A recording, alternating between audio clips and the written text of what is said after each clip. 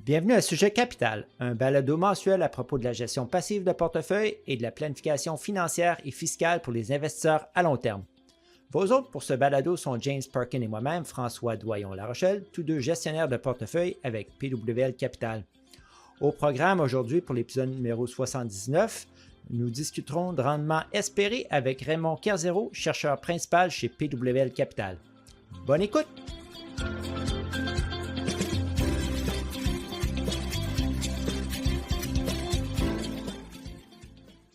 Salut James, comment ça va aujourd'hui?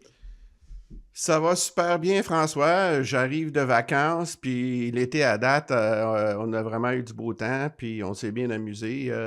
Alors, content d'être de retour. Donc, bon retour, James.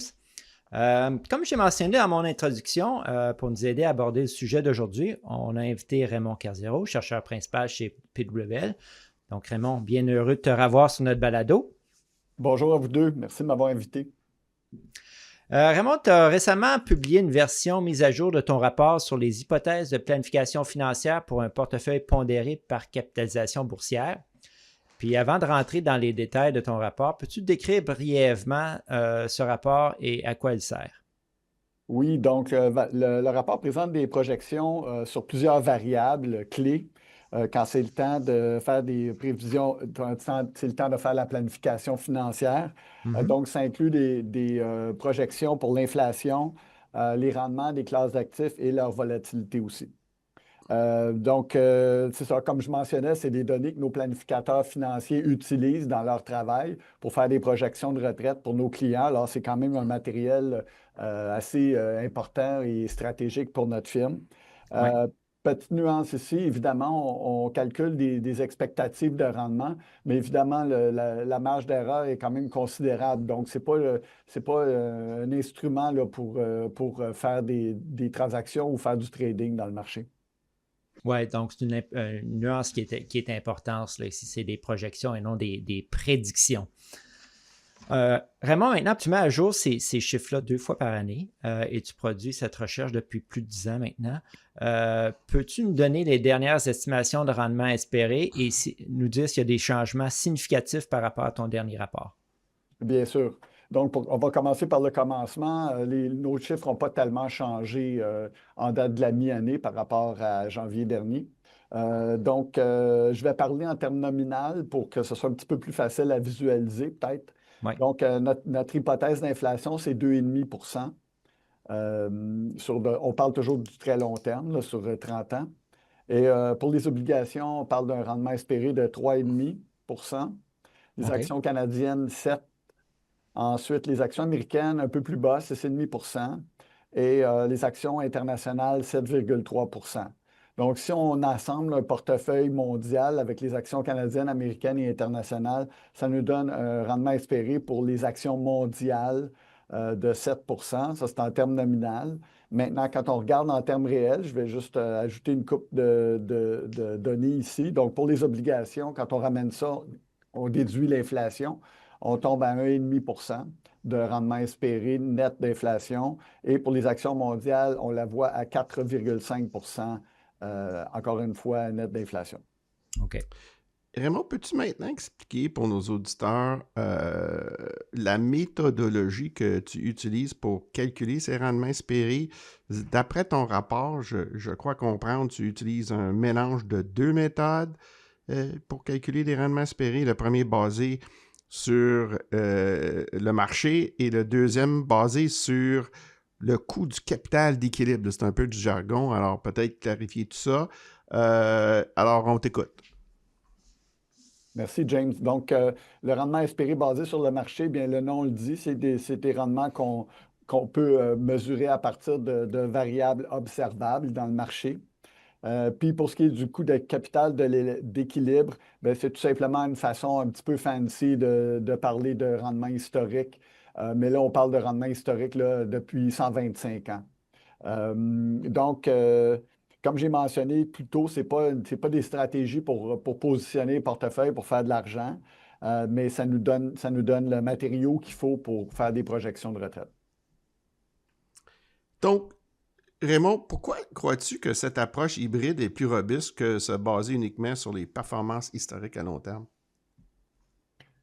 Donc, oui, ben, essentiellement, aucune des deux méthodes est parfaite. En fait, idéalement, on utiliserait les rendements espérés fondés sur le marché parce qu'ils reflètent les conditions de marché courantes. Par contre, donc, on s'est posé la question, mais une fois qu'on a fait des tests statistiques, on s'est rendu compte que le rendement espéré fondé sur le marché fonctionne, je dirais, très bien, pas parfaitement, mais très bien pour les obligations, mais beaucoup moins bien pour les actions. C'est statistiquement valable pour les actions, mais disons que ça fonctionne moins bien. Et donc, on pondère en conséquence. Donc, nos pondérations, ce qu'on fait pour les obligations, on donne un poids très lourd de 75 pour le rendement fondé sur le marché et le restant, 25 est basé sur le coût d'équilibre du capital. Et parce que, justement, le rendement en fonction du marché fonctionne vraiment bien pour les obligations. Puis pour les actions, c'est exactement le contraire. On met un poids relativement léger sur les rendements espérés en fonction du marché et on met la balance, là, 75 de notre évaluation est basée sur le coût d'équilibre du capital. Ouais, c'est intéressant, Raymond, mais comment est-ce que tu calcules le rendement espéré basé sur le marché et celui pour le coût du capital d'équilibre? Pour les obligations, le rendement espéré fondé sur le marché correspond au rendement à échéance, donc en quelque sorte le taux d'intérêt, si tu veux, reflété dans les Oui, marchés obligataires. Et pour les actions, on utilise le ratio bénéfice-cours qui donne une sorte de mesure, là, si on peut appeler ça un taux d'intérêt du marché des actions, donc le taux de rendement justement, qu'on peut espérer si si les bénéfices puis les prix restaient exactement au même niveau sur le long oui. terme. Donc, les rendements espérés basés sur le marché varient à l'inverse des prix. Plus les prix des actions et des obligations augmentent, plus les rendements espérés diminuent et vice-versa. Oui, OK. Le coût de capital d'équilibre, lui, est basé sur des rendements historiques réels. Donc, on a des données qui nous sont fournies par Dimson, Stoughton et March, dont vous faites référence à l'occasion dans le balado. Donc, on a des données depuis l'année 1900. Mais par contre, surtout pour les actions, pour les obligations, on ne fait pas d'ajustement, mais pour les actions, on adapte un petit peu le chiffre. On l'ajuste un petit peu pour le fait que les actions sont vraiment beaucoup plus chères qu'elles étaient aux années 1900. Donc, je vais te donner les chiffres exacts. Là, le rendement espéré réel, le taux de rendement historique, excuse-moi, réel depuis 1900 était de 5,2 pour les actions mondiales, mais on fait un petit ajustement là, de 0,7 à la baisse pour tenir compte là, de la cherté des marchés boursiers en général. Donc, ça nous donne un rendement réel espéré de 4,5 Ouais. Pour nos auditeurs, s'ils veulent consulter le rapport de Raymond puis avoir un peu plus de détails, on va le joindre avec ce balado. Ray, maintenant que tu nous as présenté tes estimations par classe d'actifs, peux-tu nous dire quel serait le rendement espéré d'un portefeuille équilibré classique 60-40, c'est-à-dire 60% en actions, 40% en obligations? Et quelle est la répartition du 60% en actions dans ce portefeuille entre les actions canadiennes, américaines et internationales? Bonne question. Donc, on va commencer avec le rendement espéré. Donc, pour un portefeuille classique, 60 actions, 40 obligations, on a un rendement espéré nominal de 5,75 %. Pour les actions, donc, tu me demandes la répartition des actions. On fait un tiers du portefeuille est en actions canadiennes. Et le reste, c'est 44 aux États-Unis et 22 pour les actions internationales. Comment êtes-vous arrivé à déterminer cette répartition d'actifs-là pour les actions, là? Donc, dans le fond, notre portefeuille reflète la répartition du fonds mutuel Dimensional Global Equity. Ce fonds investit un tiers en actions canadiennes et le reste est basé sur les poids du marché. Donc, essentiellement, le marché américain vaut à peu près les deux tiers du marché mondial. Et donc, ça reflète cette situation-là. OK, donc c'est un portefeuille qui est similaire à ce qu'on utilise ou ce qu'on offre à nos clients, mais nous, on a 20% en actions canadiennes et le reste est basé sur la capitalisation boursière mondiale, donc 2 tiers aux US puis l'autre tiers en actions internationales. OK. Raymond, maintenant, peux-tu expliquer pourquoi les rendements espérés des actions canadiennes et internationales sont supérieurs aux rendements espérés pour les actions américaines? Puis également, puisque ces rendements espérés-là sont plus élevés, est-ce que nos auditeurs devraient orienter leur portefeuille vers une stratégie moins axée sur les actions américaines ou du moins réduire leur exposition aux actions américaines? C'est une bonne question. Moi, je te dirais que, première des choses, pourquoi est-ce que le rendement espéré est plus élevé pour les actions internationales et canadiennes? Je vais prendre un peu le problème à l'envers. C'est le fait que le rendement espéré des actions américaines est plus bas que pour les autres segments de marché. Et la raison est très simple, c'est que les actions américaines sont beaucoup plus chères que les actions canadiennes et internationales. Maintenant, est-ce qu'on pourrait... C'est peut-être un peu normal. On a tellement eu des bons rendements aux États-Unis dans les 10 dernières années Voilà. que les rendements espérés futurs vont nécessairement être plus bas, là. Les prix montent, les rendements espérés diminuent, exactement. Donc, ça explique, le rendement espéré moindre des actions américaines. Je pense qu'on en a discuté plus tôt, mais c'est pas bête de revenir là-dessus. Ouais. Essentiellement, même pour positionner un portefeuille, la marge d'erreur la marge d'erreur est quand même considérable. Donc, c'est vraiment pas un outil qui est fait pour positionner les portefeuilles. Je vais te donner un exemple très simple. Ça fait une vingtaine d'années que je travaille sur les rendements espérés. Puis je ne me rappelle pas d'une seule journée où que le marché américain n'était pas plus cher que les autres marchés. Donc, si on avait sous-pondéré les actions américaines par rapport à leur cherté, on aurait sacrifié énormément de rendement pour nos clients. Ouais. Donc, nos rendements, ça sert surtout, l'objectif, c'est surtout, premièrement, d'avoir une idée de ce à quoi on peut s'attendre. Puis d'autre part, ça sert vraiment à faire des projections de retraite, mais on sait très bien qu'on va regarder tout ça dans 20 ans, puis on ne sera pas exactement dessus. Là, on va probablement avoir manqué la cible un petit peu. Mais en gros, l'idée, c'est d'être au moins là, dans les bons niveaux, des niveaux acceptables, pas trop loin de la réalité. Mm-hmm. Donc, Raymond, j'ajouterais pour les auditeurs aujourd'hui, ceux qui ne l'ont pas écouté, notre plus récent podcast numéro 78, justement, on abordait la question des actions américaines et le fait qu'elles sont chères et est-ce qu'on devrait réaligner notre allocation à long terme. Donc, je leur recommande, pour ceux qui ne l'ont pas écouté, de l'écouter pour connaître notre point de vue sur l'allocation en actions américaines. Maintenant, Raymond, j'aimerais que tu nous parles de ton rapport sur les rendements espérés, mais axé sur les facteurs. Donc, tu as un deuxième rapport à toute fin pratique. Peux-tu expliquer ce que c'est un portefeuille axé sur les facteurs et en quoi il diffère d'un portefeuille pondéré selon le marché? Un portefeuille axé sur les facteurs, ça investit dans un groupe diversifié d'actions. Donc, juste comme un grand fonds négocié en bourse des marchés mondiaux, mais il surpondère les actions qui ont un rendement espéré plus élevé. Les caractéristiques de rendement plus élevé, c'est des actions à petite capitalisation et des actions de valeur. C'est deux très bons exemples de types d'actions qui sont réputées avoir un rendement espéré plus élevé. Donc, PWL investit en partie dans des fonds dimensional qui appliquent cette stratégie. Et certains de nos gestionnaires utilisent exclusivement des fonds dimensional, donc ils ont besoin d'une série d'hypothèses distinctes pour pouvoir faire des projections pour leurs clients. Mais vraiment, quel genre de rendement supplémentaire les investisseurs peuvent-ils espérer avoir avec un portefeuille axé sur les facteurs? Puis est-ce que ça vaut la peine compte tenu de la volatilité puis les écarts de performance qu'il peut y avoir par rapport aux indices traditionnels? Absolument, très bonne question. Donc, on va commencer par le commencement. Donc, pour un portefeuille 100% actions, on voit une prime de 0,45 %. Et pour un portefeuille 60-40, on voit une prime de 0,2 %. Raymond, est-ce que ça vaut la peine?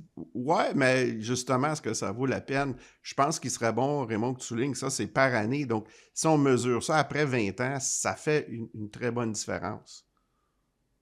Oui, bien, l'effet d'intérêt composé, un petit changement peut peut se traduire par beaucoup de dollars sur le long terme.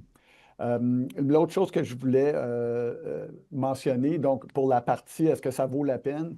Le truc avec les facteurs, c'est que tu peux avoir des périodes de plusieurs années où ce que ton portefeuille factoriel donne des rendements moins élevés que le marché dans son ensemble. Ceci dit, l'avantage des portefeuilles axés sur les facteurs, c'est que non seulement ils ont un rendement espéré un petit peu plus élevé, mais c'est qu'ils ajoutent à la diversification. Parce que les primes de petite capitalisation et les primes des facteurs en général ne sont pas parfaitement corrélées avec le marché boursier en général. Donc, il est fort possible qu'à un moment donné, le marché boursier performe moins bien, mais c'est à ce moment-là que les facteurs vont aider ton portefeuille. Donc, il y a un effet de diversification qui s'ajoute aux primes sur les facteurs. Donc, selon moi, un portefeuille axé sur les facteurs sont mieux diversifiés, mais d'un autre côté, si un investisseur a tendance à se sentir frustré par les périodes où les facteurs ne performent pas bien, à ce moment-là, il ferait peut-être mieux de tout simplement prendre des FNB pondérés selon le marché, puis il va être bien correct avec ça, là. Ray, dans ton rapport, tu présentes des rendements nominaux, donc avant inflation. Alors, comme on l'a souvent discuté dans notre podcast, et surtout avec la recherche du professeur Cederberg, où il recommandait que les gens considèrent être 100% en action pour le long terme, parce que les rendements après inflation des obligations, c'est vraiment pas faire jeu. Donc, le message que les rendements après inflation sont très importants et il faut les regarder, c'est un message qu'on partage souvent. Peux-tu expliquer, à ton avis, à toi, pourquoi c'est important?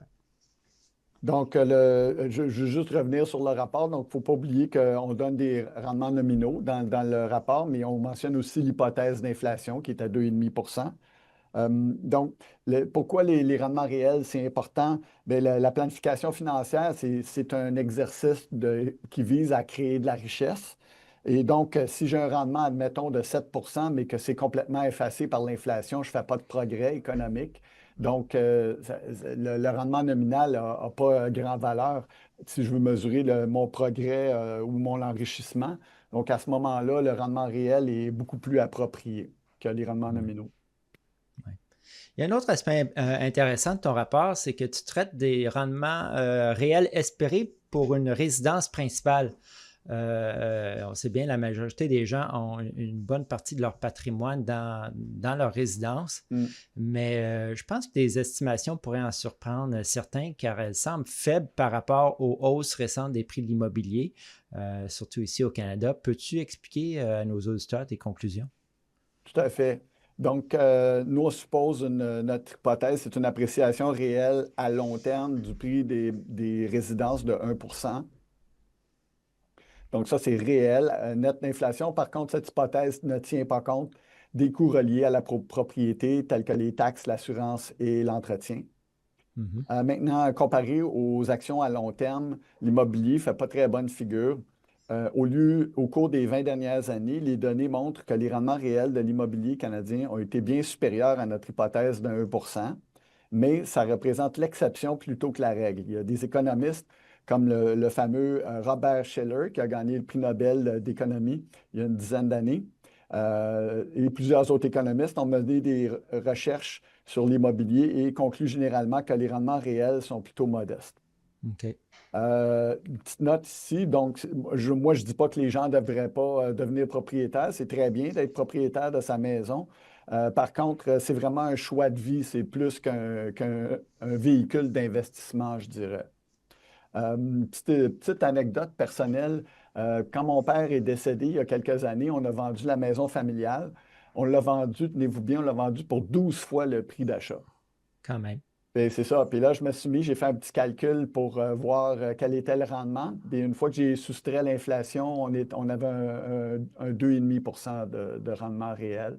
Puis évidemment, on ne compte pas tout ce qu'ils ont investi dans la maison, là. Mes parents étaient très, très, comme je dirais, conservateurs financièrement. Alors, c'est même, quand on a vendu, on avait encore la cuisine originale de 1958, là. Mais malgré ça, change le toit 2, 3 fois, change les fenêtres au complet, change le système de chauffage. Donc, Ils ont mis pas mal d'argent dans la maison. Donc, 12 Fait fois, que c'est bien malgré toutes ces impressionnant. dépenses-là, toi, tu n'as même pas pris en compte ces dépenses-là dans ton Non, calcul de seulement le non, 2,5 non, Wow, quand non. même. C'est Mais vraiment un choix de style de vie, là, mais moi, je n'achèterais pas une maison dans le but de faire de l'argent. Ouais. le cerveau humain est vraiment pas doué à comprendre mentalement l'impact de l'intérêt composé sur une cinquantaine d'années. C'est énorme. C'est 12 fois, mais c'est seulement 2,6-2,7 % de rendement net. C'est comme ça. C'est ça le rendement composé. Ça fait des gros chiffres à très long terme Exactement. mathématiquement. Ray, en août dernier, 2024, tu as publié un blog intitulé Que doit-on espérer des rendements espérés? Donc, c'est un jeu de mots, mais en même temps, ce que tu fais, c'est que tu compares les rendements espérés que tu produis dans ton rapport avec ceux de grandes firmes mondiales de placement comme BlackRock, AQR et Vanguard. Fait que, plus précisément, peux-tu nous dire comment les estimés que tu fais dans le rapport de PWL se comparent à ces firmes? Oui, absolument. On va commencer pour simplifier. On va se concentrer sur les actions mondiales et les obligations canadiennes, qui sont vraiment les deux principales composantes là, des portefeuilles. Donc, pour les actions mondiales, nos estimations sont légèrement supérieures à celles des grandes firmes, généralement entre 0,1 et 0,2 % de différence. Il y a eu une des firmes qui était très, très en dessous de nous, c'est BlackRock, mais donc le BlackRock était, si je me rappelle bien, 0,7 % en bas de nous autres. Mais toutes les autres, que ce soit Vanguard et AQR et compagnie, ils étaient un petit peu plus bas que nous autres. Pour les obligations canadiennes, on était environ 0,5 % au-dessus des autres firmes. Donc, en résumé, vraiment, les auditeurs pourraient penser qu'on est très conservateur avec nos estimés, mais en réalité, on est un petit peu plus optimiste que les experts des grandes firmes mondiales. Ouais. Sur ce point-là, Raymond, j'ai une dernière question pour toi. J'ai récemment consulté les résultats d'un sondage mené par la firme Natixis Investment Management, qui est une multinationale française de services financiers. Puis cette firme-là réalise tous les 2 ans un sondage auprès d'environ 7000 investisseurs individuels qui disposent d'au moins 100 000 d'actifs investissables. Et selon ce sondage, il semble que les attentes de rendement des investisseurs soient beaucoup plus élevées que les rendements espérés calculés par PWL, puis même les autres firmes qu'on vient de mentionner. Pour donner un peu de contexte à nos auditeurs, le sondage de Natixis révèle que dans l'ensemble, les investisseurs à l'échelle mondiale s'attendent à un rendement moyen de 10,7 % sur leur placement. Et aux États-Unis, les investisseurs s'attendent à même un rendement plus élevé de 12,6 %. Alors, comment expliques-tu ces attentes de rendement aussi élevées? Puis, quel plus grand risque pour les investisseurs qui planifient leur retraite en se basant sur des attentes qui sont aussi élevées? Donc, si tu me demandes ma réaction, vraiment, j'ai été choqué quand j'ai vu les chiffres. J'étais vraiment impressionné. Ce qui m'a frappé le plus, c'est que c'est des chiffres, c'est des rendements réels. Donc, on parle de 10,7 % net de l'inflation. Oui, oui.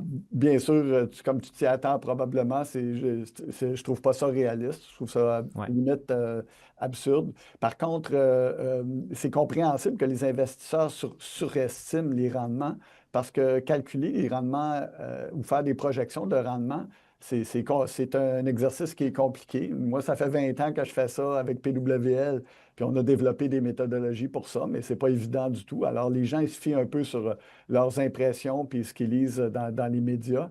Ce que je voudrais ajouter, ce qui m'a frappé énormément, ma réflexion quand j'ai lu ça, je me suis dit que probablement que les clients de PWL sont beaucoup mieux éduqués par rapport à notre travail de planification puis à quel genre d'attente on peut avoir vis-à-vis des portefeuilles.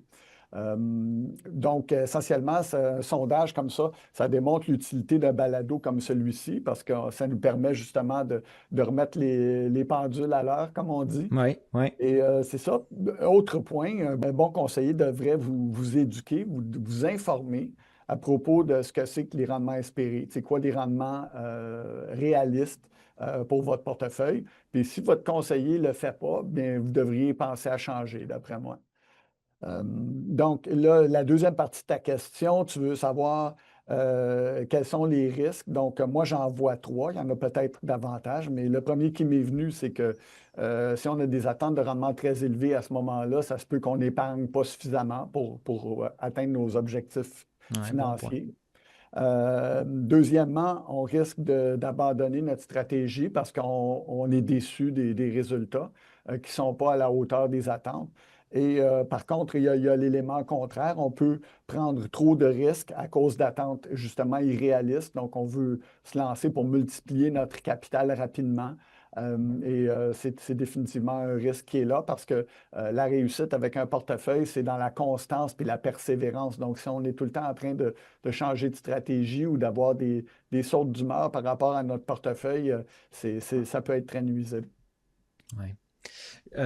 James, toi qui es constamment en contact avec les clients depuis plusieurs années, as-tu un mot à ce sujet de ce sondage-là, Natixis, puis les attentes des investisseurs?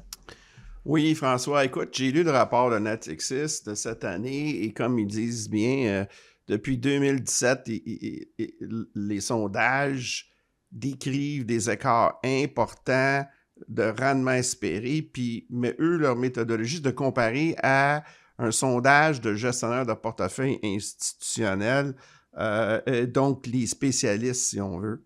Fait que ces attentes qui soient beaucoup plus élevées que les estimations présentées par Raymond, ce n'est pas une surprise.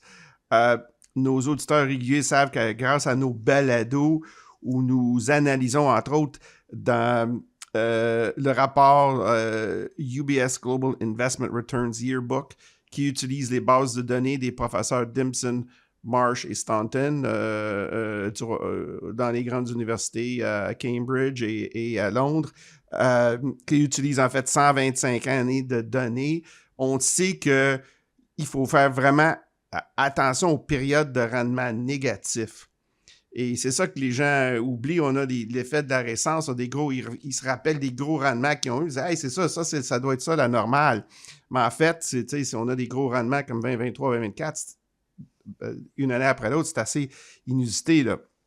Fait que ce qui me surprend, donc, par contre, François, c'est les rendements attendus des gestionnaires professionnels. Leurs rendements à eux sont beaucoup plus bas que ceux des investisseurs, mais sont beaucoup plus élevés que les nôtres. Puis c'est ça qui me surprend. Fait que la seule explication que je pourrais avoir, c'est qu'il y a un biais de récence, de surconfiance, qui fait que les gens pensent que hey, ça doit être ça, mais ça ne reflète pas l'historique des marchés des 125 dernières années.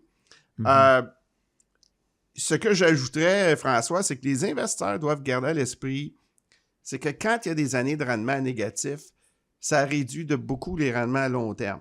Si on prend juste la dernière décennie qui s'est terminée au 31 décembre 2024, on a eu une grosse année négative en 2022 où uniquement sur 120 quelques années, les obligations et les actions ont baissé en même temps. Fait que c'est difficile de rattraper une année négative. On a été chanceux, 23 et 24, c'est des grosses années, mais ça a pris un gros rendement de 2023 pour rattraper la perte qu'on a faite en 2022. Ouais. Mm-hmm. Fait que c'est là que, quand on regarde les rendements à 10 ans, ben c'est sur un chiffre, en dépit que sur les 10 années, on a plusieurs années où les rendements étaient dans les deux chiffres, en haut de 10 %. Donc, le dernier commentaire que je ferais, François, c'est que les investisseurs doivent vraiment s'en tenir à leur plan d'investissement avec une vision à long terme, peu importe si leur rendement à court terme les déçoivent. Et ça, surtout s'ils ont des attentes irréalistes et très élevées. OK. Merci, James. Sur ça, on va conclure. Merci, Raymond, de ta participation aujourd'hui. Comme d'habitude, c'était très intéressant. J'espère que nos auditeurs ont également trouvé le sujet d'intérêt. Donc, merci, Raymond. De rien, François. Ça a été bien plaisant comme discussion. Merci. Je rappelle à nos auditeurs que le rapport sur les rendements espérés de Raymond est disponible sur le site de PWL Capital dans la section « Apprendre ». Merci à toi aussi, James, pour ta contribution aujourd'hui. Ça m'a fait grand plaisir, François. Eh bien, c'est tout pour ce 79e épisode de Sujet Capital. Nous espérons que vous avez aimé. N'hésitez pas à vous envoyer vos questions et suggestions. Vous pouvez nous joindre par courriel à sujetcapital@pwlcapital.com. Également, si vous souhaitez notre expertise dans la gestion de vos actifs, vous pouvez nous joindre en cliquant le bouton « Contactez-nous » qui se trouve sur la page d'accueil de Sujet Capital et sur toutes nos publications. De plus, si vous aimez notre podcast, partagez-le avec votre famille et vos amis. Et si vous n'êtes pas abonné, faites-le s'il vous plaît. Encore une fois, merci d'être à l'écoute et joignez-vous à nous pour notre prochain épisode à paraître le 1er octobre. N'oubliez pas de consulter le site web de Sujet Capital pour voir nos derniers blogs. Merci et à bientôt.